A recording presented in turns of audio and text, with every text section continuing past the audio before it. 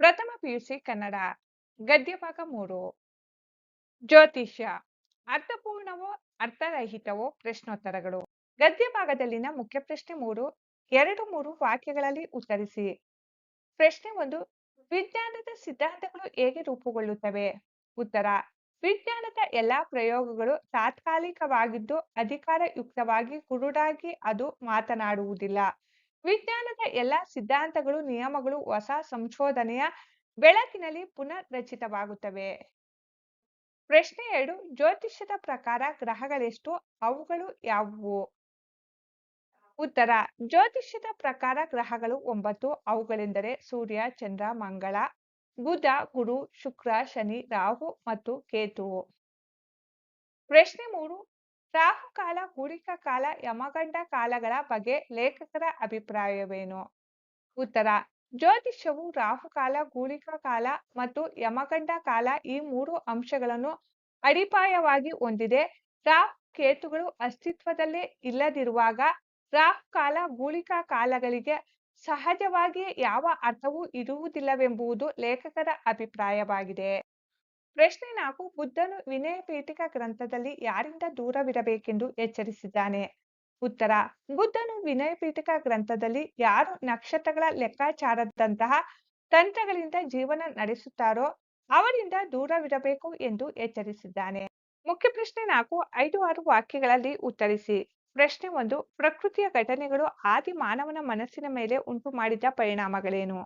ಉತ್ತರ ಪ್ರಕೃತಿಯ ಘಟನೆಗಳು ಆದಿ ಮಾನವನಿಗೆ ಭಯ ಉಂಟು ಮಾಡಿದ್ದು ಅವನ ಬಹುಪಾಲು ನಂಬಿಕೆಗಳು ಈ ಹಿನ್ನೆಲೆಯಲ್ಲಿ ರೂಪುಗೊಂಡಂತವು. ಮಿಂಚು ಗುಡುಗುಗಳು ಅವನಿಗೆ ಸಾಕಷ್ಟು ಭಯವನ್ನುಂಟು ಮಾಡಿರಬೇಕು. ಮಧ್ಯಾಹ್ನದಲ್ಲಿ ಗ್ರಹಣ ನಡೆದಾಗ ಕತ್ತಲು ಮುಸುಕಿದ್ದು ಎಂತಹ ಧೈರ್ಯಶಾಲಿಯಾದ ಆದಿ ಮಾನವನಿಗೂ ನಡುಕವನ್ನು ಮಾಡಿರಬೇಕು. ಭೂಕಂಪ ಅವನಿಗೆ ಹೆಚ್ಚಿನ ದಿಗಿಲನ್ನು ತಂದಿರಬೇಕು.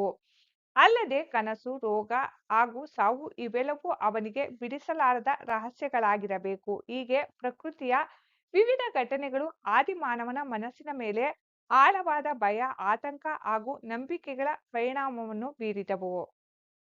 ಪ್ರಶ್ನೆ 2 ಜ್ಯೋತಿಷ್ಯ ಏಕೆ ವಿಜ್ಞಾನವಾಗಲಾರದು ವಿವರಿಸಿ.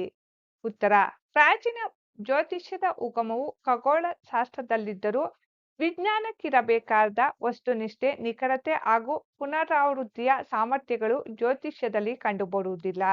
ವಿಜ್ಞಾನದ ಎಲ್ಲ ಸಿದ್ಧಾಂತಗಳು ಹಾಗೂ ನಿಯಮಗಳು ಹೊಸ ಸಂಶೋಧನೆಯ ಬೆಳಕಿನಲ್ಲಿ ಪುನರ್ರಚಿತವಾಗುತ್ತವೆ ಮತ್ತು ವಿಜ್ಞಾನವು ಯಾವುದನ್ನು ಕುರುಡಾಗಿ ಒಪ್ಪುವುದಿಲ್ಲ. ಜ್ಯೋತಿಷ್ಯಕ್ಕೆ ಆಧಾರವಾಗಿರುವ 9 ಗ್ರಹಗಳಲ್ಲಿ ಸೂರ್ಯ ಮತ್ತು ಚಂದ್ರರು ಗ್ರಹಗಳೇ ಅಲ್ಲ ಹಾಗೂ ರಾಹು ಮತ್ತು ಕೇತುಗಳಿಗೆ ಯಾವುದೇ ಭೌತಿಕ ಅಸ್ತಿತ್ವವೇ ಇಲ್ಲದಿರುವುದು ಇದರ ಮುಖ್ಯ ದೋಷವಾಗಿದೆ. ಇದಲ್ಲದೆ ಪ್ರಾಚೀನ ಜ್ಯೋತಿಷಿಗಳಿಗೆ ಕಾಲದ ನಿಖರವಾದ ಪರಿಕಲ್ಪನೆ ಇರಲಿಲ್ಲವಾದರೂ ಜ್ಯೋತಿಷ್ಯದಲ್ಲಿ ಅದಕ್ಕೆ ಹೆಚ್ಚಿನ ಪ್ರಾಮುಖ್ಯತೆ ನೀಡಲಾಗಿದೆ. ಈ ಎಲ್ಲ ವೈಜ್ಞಾನಿಕ ಆಧಾರಗಳ ಕೊರತೆಯಿಂದಾಗಿ ಜ್ಯೋತಿಷ್ಯವು ವಿಜ್ಞಾನವಾಗಲಾರದು. ಪ್ರಶ್ನೆ 3 ಸ್ವಾಮಿ ವಿವೇಕಾನಂದರು ಜ್ಯೋತಿಷ್ಯದ ಬಗ್ಗೆ ತಾಳಿರುವ ಅಭಿಪ್ರಾಯವೇನು? ಉತ್ತರ ಮನುಷ್ಯ ಭವಿಷ್ಯದ ನಿರ್ಣಯಕ್ಕೆ ಅವನೇ ಕಾರಣ ಎಂದು ದೃಢವಾಗಿ ನಂಬಿದ್ದ ಸ್ವಾಮಿ ವಿವೇಕಾನಂದರು ಜ್ಯೋತಿಷ್ಯದ ಬಗ್ಗೆ ಕಟುವಾದ ಅಭಿಪ್ರಾಯ ಪಡುತ್ತಾರೆ. ನಕ್ಷತ್ರಗಳ ಪ್ರಭಾವ ನನ್ನ ಮೇಲೆ ಆಗುವುದಾದರೆ ಆಗಲಿ, ಅದು ನನ್ನ ಜೀವನದ ಮೇಲೆ ಪ್ರಭಾವ ಬೀರಿದರೆ ಅದಕ್ಕೆ ಯಾವ ಬೆಲೆಯೂ ಇಲ್ಲ. ಜ್ಯೋತಿಷ್ಯ ಮತ್ತಿತರ ಸಂಗತಿಗಳು ಸಾಮಾನ್ಯವಾಗಿ ದುರ್ಬಲ ಮನಸ್ಸಿನ ಗುರುತುಗಳು. ಇಂತಹವುಗಳು ಬದುಕಿನಲ್ಲಿ ಪ್ರಾಮುಖ್ಯತೆ ಪಡೆದುಕೊಂಡ ಕೂಡಲೇ ವೈದ್ಯರನ್ನು ಕಂಡು ಉತ್ತಮ ಆಹಾರ ಮತ್ತು ವಿಶ್ರಾಂತಿಯನ್ನು ತೆಗೆದುಕೊಳ್ಳುವುದು ಒಳ್ಳೆಯದು ಎಂಬುದು ವಿವೇಕಾನಂದರ ಅಭಿಪ್ರಾಯ. ಪ್ರಶ್ನೆ 4 ಶಿಕ್ಷಣದ ಮುಖ್ಯ ಉದ್ದೇಶ ಏನಾಗಬೇಕು? ಉತ್ತರ ಅಧ್ಯಾಪಕರಲ್ಲಿ ಮತ್ತು ವಿದ್ಯಾರ್ಥಿಗಳಲ್ಲಿ ವೈಜ್ಞಾನಿಕ ಮನೋಭಾವನೆಯನ್ನು ಬೆಳೆಸುವುದು ಯಾವುದೇ ಶಿಕ್ಷಣ ಕ್ರಮದ ಮುಖ್ಯ ಉದ್ದೇಶವಾಗಬೇಕು. ಪ್ರಶ್ನಿಸದೆ, ಪರಿಶೀಲಿಸದೆ ಯಾವುದನ್ನು ಒಪ್ಪಿಕೊಳ್ಳಬಾರದು. ಅದು ಭಗವದ್ಗೀತೆ, ಬೈಬಲ್ ಅಥವಾ ಕುರಾನ್ ಯಾವುದೇ ಆಗಲಿ ವೈಜ್ಞಾನಿಕವಾದ ಆಲೋಚನೆಗಳಲ್ಲಿ ತೃಪ್ತಿಯನ್ನು ಉಂಟು ಮಾಡಬೇಕು. ಸಮಾಜದ ಸುಧಾರಣೆ ಶಿಕ್ಷಣದ ಒಂದು ಉದ್ದೇಶ. ನಮ್ಮ ಶಿಕ್ಷಣ ಅವಿದ್ಯಾವಂತ ಮೂಢನಂಬಿಕೆಯುಳ್ಳವರನ್ನು ವಿದ್ಯಾವಂತ ಮೂಢನಂಬಿಕೆಯುಳ್ಳವರನ್ನಾಗಿ ಪರಿವರ್ತಿಸುವಂತ ವಿಪರ್ಯಾಸವಾಗಬಾರದು. ವಿಶ್ವವಿದ್ಯಾನಿಲಯ ಹಾಗೂ ಉನ್ನತ ಶಿಕ್ಷಣ ಕೊಡುವ ಸಂಸ್ಥೆಗಳು ಜ್ಯೋತಿಷ್ಯ, ಹಸ್ತ ಸಾಮುದ್ರಿಕ, ಪವಾಡದಂತ ಪ್ರಗತಿ ವಿರೋಧಿ ಅಂಶಗಳ ವೈಜ್ಞಾನಿಕ ತಪಾಸಣೆಯ ಜವಾಬ್ದಾರಿಯನ್ನು ವಹಿಸಿಕೊಳ್ಳಬೇಕು. ಪ್ರಶ್ನೆ 5 ಜ್ಯೋತಿಷ್ಯವು ಅರ್ಥಪೂರ್ಣವೋ ಅರ್ಥರಹಿತವೋ ವಿಶ್ಲೇಷಿಸಿ. ಉತ್ತರ ವಿಜ್ಞಾನಕ್ಕಿರಬೇಕಾದ ವಸ್ತುನಿಷ್ಠೆ, ನಿಖರತೆ ಹಾಗೂ ಪುನರಾವೃತ್ತಿಯ ಸಾಮರ್ಥ್ಯಗಳು ಜ್ಯೋತಿಷ್ಯದಲ್ಲಿ ಕಂಡುಬರುವುದಿಲ್ಲವಾದ್ದರಿಂದ ಅದು ಅರ್ಥರಹಿತವಾಗಿದೆ. ಜ್ಯೋತಿಷ್ಯದ ಆಧಾರವಾಗಿ 9 ಗ್ರಹಗಳಲ್ಲಿ ಸೂರ್ಯ ಚಂದ್ರರು ಗ್ರಹಗಳಲ್ಲ ಹಾಗೂ ರಾಹು ಕೇತುಗಳಿಗೆ ಅಸ್ತಿತ್ವವೇ ಇಲ್ಲದಿರುವುದು ಇದರ ಪ್ರಾಥಮಿಕ ದೋಷವಾಗಿದೆ. ರಾಹು ಕಾಲದ ಭಯವಿಲ್ಲದೆ ಸಂಚರಿಸುವ ವಾಹನಗಳು ಹಾಗೂ ಜಾತಕಗಳಿಲ್ಲದೆ ನಡೆಯುವ ಜಗತ್ತಿನ ಶೇಕಡ 90ರಷ್ಟು ವಿವಾಹಗಳು ಜ್ಯೋತಿಷ್ಯದ ಟೊಳ್ಳುತನವನ್ನು ಎತ್ತಿ ಹಿಡಿಯುತ್ತವೆ. ಪ್ರಕೃತಿ ವಿಕೋಪ ಅಥವಾ ಅಪಘಾತಗಳಲ್ಲಿ ಮಡಿಯುವ ಪ್ರತಿಯೊಬ್ಬರ ಜಾತಕವು ಒಂದೇ ಇರಲು ಸಾಧ್ಯವಿಲ್ಲದಿರುವುದು ಇದರ ಅಸಂಗತತೆಯನ್ನು ತೋರಿಸುತ್ತದೆ. ಅಲ್ಲದೆ ಜ್ಯೋತಿಷವು ಮುಗ್ಧ ಜನರ ಆತಂಕವನ್ನೇ ಬಂಡವಾಳ ಮಾಡಿಕೊಂಡು ಹಣ ಗಳಿಸುವ ವಾಣಿಜ್ಯ ಉದ್ಯಮವಾಗಿ ಬೆಳೆದಿದೆ. ಈ ಎಲ್ಲ ವೈಜ್ಞಾನಿಕ ಹಾಗೂ ವೈಚಾರಿಕ ಕಾರಣಗಳಿಂದ ಜ್ಯೋತಿಷ್ಯವು ಸಂಪೂರ್ಣವಾಗಿ ಅರ್ಥರಹಿತವಾಗಿದೆ. ಹೆಚ್ಚುವರಿ ಪ್ರಶ್ನೋತ್ತರಗಳು. ಪ್ರಶ್ನೆ 1 ಪ್ರಕೃತಿಯ ಘಟನೆಗಳು ಆದಿ ಮಾನವನಿಗೆ ಇದನ್ನು ಉಂಟು ಮಾಡುತ್ತಿದ್ದವು. ಆಯ್ಕೆಗಳು ಭಯ ಭಕ್ತಿ, ಸುಖ ಸಂತೋಷ, ರೋಗ ರುಜಿನ, ಹತಾಶೆ ಬೇಸರ. ಸರಿಯಾದ ಉತ್ತರ ಭಯ ಭಕ್ತಿ. ಪ್ರಶ್ನೆ 2 ವಿಜ್ಞಾನದ ಎಲ್ಲ ಸಿದ್ಧಾಂತಗಳು ನಿಯಮಗಳು ಇದರ ಬೆಳಕಿನಲ್ಲಿ ಪುನರ್ರಚಿತವಾಗುತ್ತವೆ. ಆಯ್ಕೆಗಳು ಹೊಸ ಸಂಶೋಧನೆ, ಹೊಸ ನಂಬಿಕೆ, ಹೊಸ ತಿಳುವಳಿಕೆ, ಹೊಸ ಬರವಣಿಗೆ. ಉತ್ತರ ಹೊಸ ಸಂಶೋಧನೆ. ಪ್ರಶ್ನೆ 3 ಜ್ಯೋತಿಷಿಗಳ ಭವಿಷ್ಯವಾಣಿಯು ಓದಲು ತಮಾಷೆಯಾಗಿರುತ್ತದೆ. ಅವು ಅಡ್ಡಗೋಡೆಯ ಮೇಲೆ ದೀಪವಿಟ್ಟಂತೆ ಇದ್ದು ಒಂದಕ್ಕಿಂತ ಹೆಚ್ಚು ಅರ್ಥವನ್ನು ಕೊಡುತ್ತಿರುತ್ತವೆ. ಈ ಹೇಳಿಕೆಯು ಕೆಳಗಿನ ಯಾವುದನ್ನು ಸಮರ್ಥಿಸುತ್ತದೆ? ಆಯ್ಕೆಗಳು ಜ್ಯೋತಿಷ್ಯದ ಮಹತ್ವ, ಜ್ಯೋತಿಷ್ಯದ ಹೆಚ್ಚುಗಾರಿಕೆ, ಜ್ಯೋತಿಷ್ಯದ ಅನಿಶ್ಚಿತತೆ, ಜ್ಯೋತಿಷ್ಯದ ಪರಿಣಾಮ. ಉತ್ತರ ಈ ಜ್ಯೋತಿಷ್ಯದ ಅನಿಶ್ಚಿತತೆ. ಪ್ರಶ್ನೆ 4 ಕೆಟ್ಟುಹೋದ ಗಡಿಯಾರ ಕೂಡ ದಿನದಲ್ಲಿ 2 ಸಾರಿ ಸರಿಯಾದ ವೇಳೆ ಸೂಚಿಸುತ್ತದೆ. ಡಾಕ್ಟರ್ ಎಚ್ ನರಸಿಂಹಯ್ಯನವರ ಈ ಮಾತು ಕೆಳಗಿನ ಯಾವ ಆಯ್ಕೆಯನ್ನು ಸಮರ್ಥಿಸುತ್ತದೆ? ಆಯ್ಕೆಗಳು ಜ್ಯೋತಿಷ್ಯದ ಅಧಿಕೃತತೆಯನ್ನು ಸೂಚಿಸುತ್ತದೆ, ಜ್ಯೋತಿಷ್ಯದ ಪ್ರಶ್ನಾತೀತತೆಯನ್ನು ಸೂಚಿಸುತ್ತದೆ, ಜ್ಯೋತಿಷ್ಯದ ಅನಿಶ್ಚಿತತೆಯನ್ನು ಸೂಚಿಸುತ್ತದೆ, ಜ್ಯೋತಿಷ್ಯದ ಅರ್ಥಪೂರ್ಣತೆಯನ್ನು ಸೂಚಿಸುತ್ತದೆ. ಸರಿಯಾದ ಉತ್ತರ ಈ ಜ್ಯೋತಿಷ್ಯದ ಅನಿಶ್ಚಿತತೆಯನ್ನು ಸೂಚಿಸುತ್ತದೆ.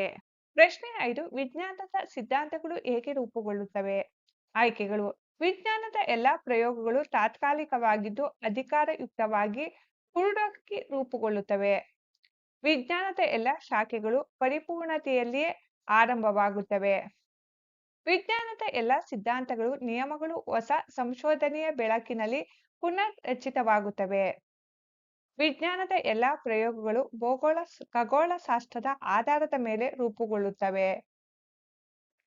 ಉತ್ತರ ವಿಜ್ಞಾನದ ಎಲ್ಲ ಸಿದ್ಧಾಂತಗಳು ನಿಯಮಗಳು ಹೊಸ ಸಂಶೋಧನೆಯ ಬೆಳಕಿನಲ್ಲಿ ಪುನರ್ರಚನೆಯಾಗುತ್ತವೆ.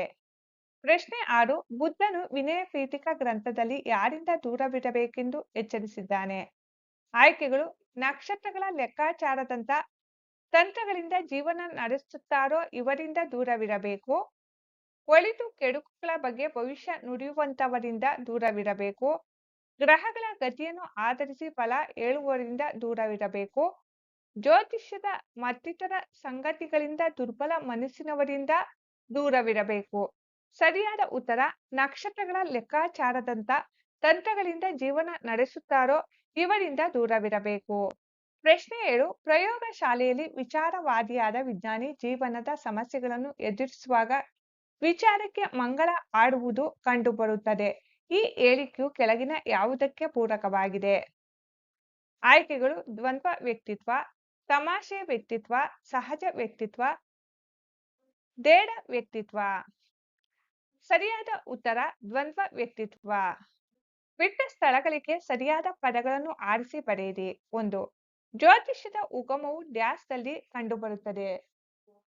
ಉತ್ತರ ಖಗೋಳಶಾಸ್ತ್ರ.